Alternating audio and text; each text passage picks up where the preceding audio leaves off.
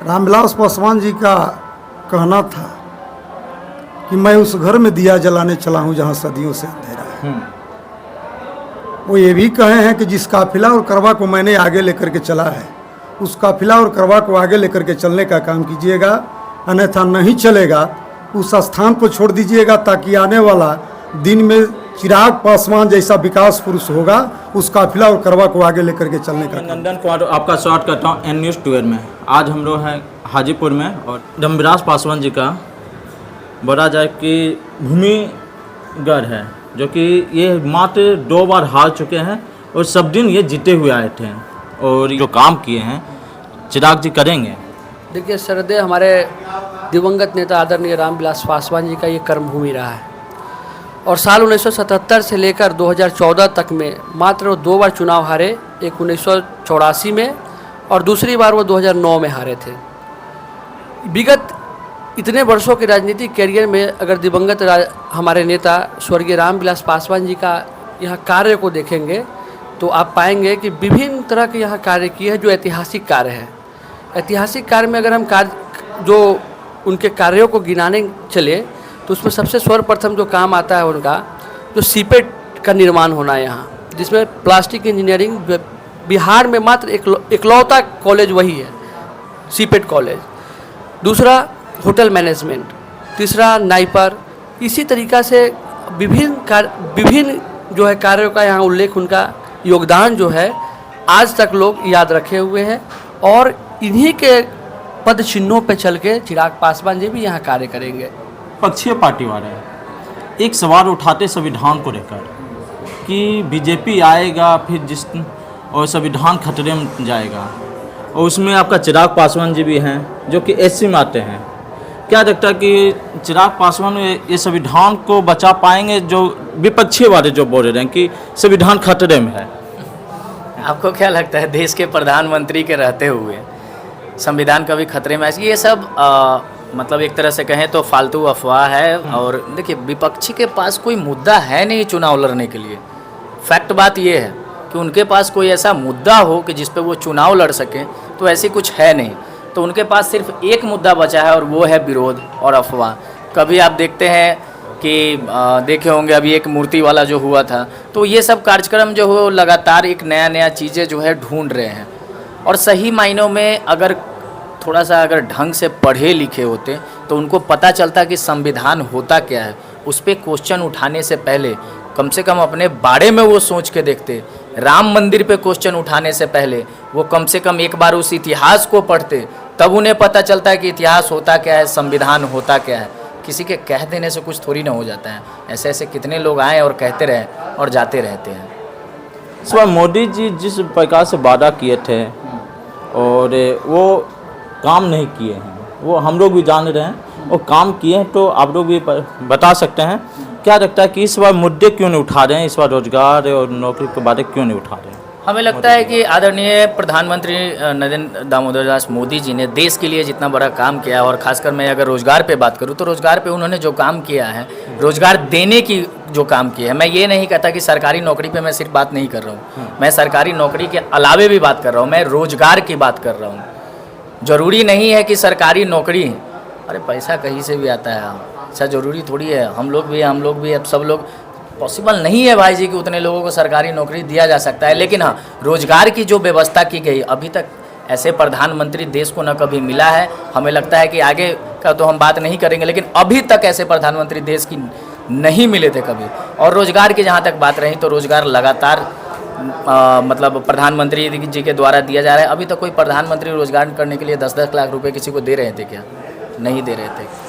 स्वास्थ्य के लिए जो आयुष्मान कार्ड बनवाया जा रहा है गरीबों में, एक देखिए हम लोग के लिए लगता है कि बहुत छोटा रकम है जिनके पास होगा, लेकिन जिनके पास नहीं है उनके लिए 5,000 रुपये भी बहुत बड़ा रकम होता है। और जहां प्रधानमंत्री 5-5 लाख रुपए की व्यवस्था कर दे रहे हैं, ये कोई छोटी बात नहीं है। इसलिए मैंने कहा कि ये सब क्वेश्चन जो है ना, ये सब विपक्षी क्वेश्चन, वो लोग के पास कोई मुद्दा है नहीं, तो वो सिर्फ विरोध करना जानते हैं। करने के लिए ये सब सवाल उठाते हैं, है ना? अच्छा, इस बार चिराग पासवान का क्या रहेगा? इस बार आपका हाजीपुर का क्या मुद्दा क्या रहेगा चिराग पासवान का? बहुत सबसे बड़ा फैक्ट है कि रोजगार और मुद्दा क्या होनी चाहिए, क्योंकि जिस प्रकार से हर बिहार में हर नेता लोग इस बार नीतीश तेजस्वी यादव जी हर मंच पर जाके बोलते हैं कि हम 2 लाख नौकरी देंगे, जितने के बाद मेरे सत्ता आते हैं तब तो 2 लाख और 1 लाख रुपया हम अपनी बहन को रक्षाबंधन के में तोहफा देंगे।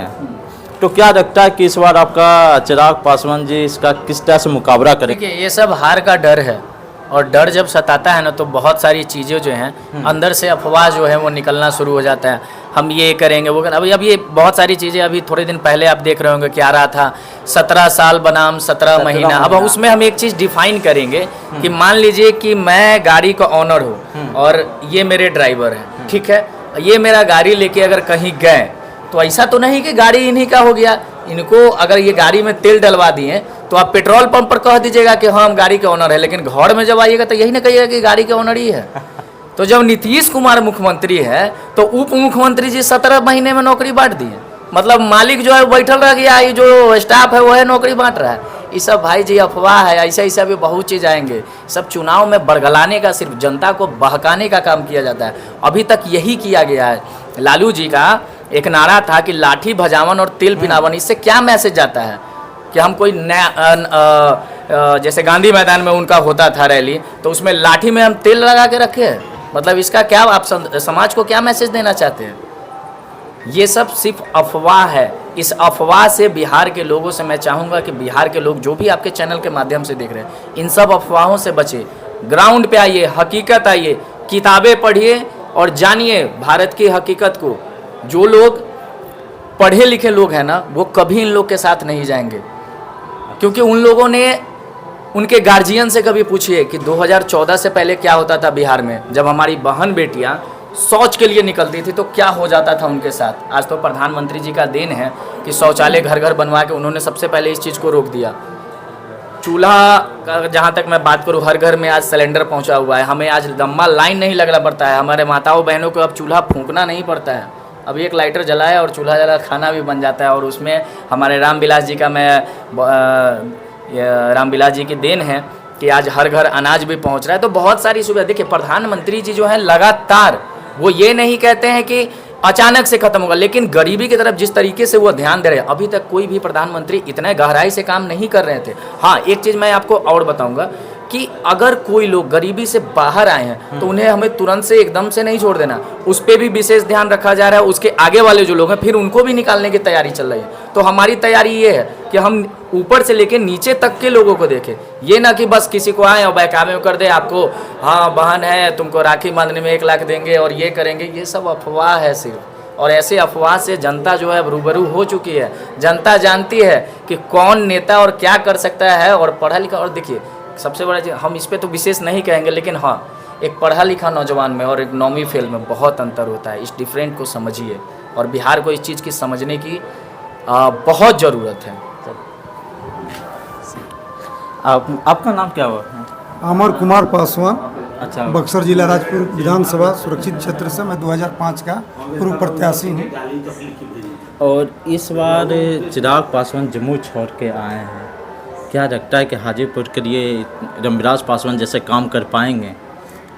देखिए, एक चीज़ मैं आपको बता देता हूँ। रामविलास पासवान जी का कहना था कि मैं उस घर में दिया जलाने चला हूँ जहाँ सदियों से अंधेरा है।